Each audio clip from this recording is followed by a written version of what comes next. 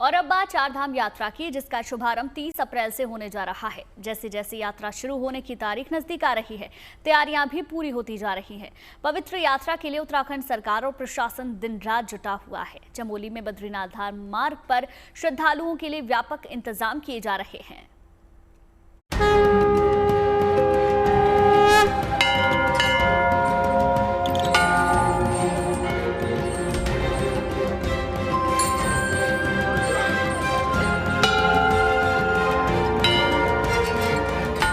चारधाम यात्रा जहां होती है मोक्ष और महापुण्य की प्राप्ति। एक ऐसी अद्भुत और अलौकिक यात्रा जिसमें आस्था और भक्ति का सैलाब उमड़ता है।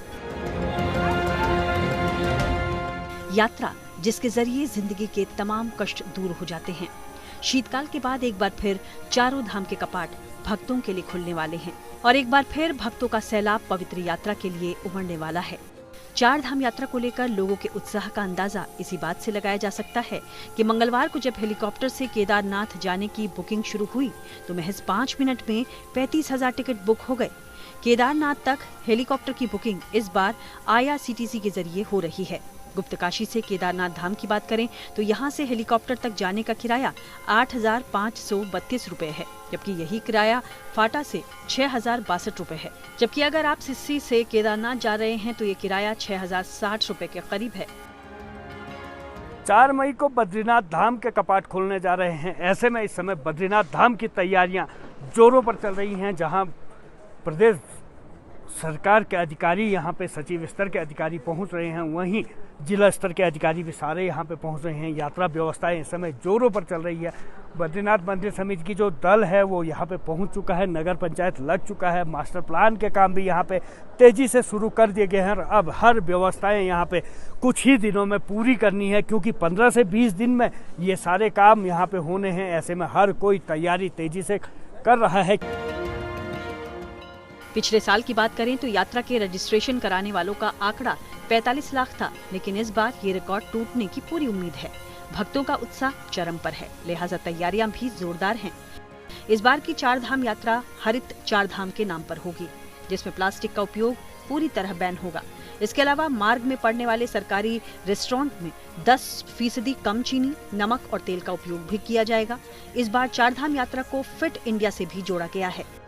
पिछले साल चारधाम यात्रा के दौरान हार्ट अटैक की तमाम घटनाएं सामने आई थीं, लिहाजा इस बार उत्तराखंड प्रशासन पूरी तरह अलर्ट है। बद्रीनाथ धाम में 50 बेड का हाईटेक अस्पताल बनकर तैयार हो रहा है। जल्द ही अस्पताल में डॉक्टर्स की तैनाती भी होगी। यात्रा मार्ग पर श्रद्धालुओं के लिए व्यापक स्तर पर बिजली और पानी की सुविधा का इंतजाम किया जा रहा है।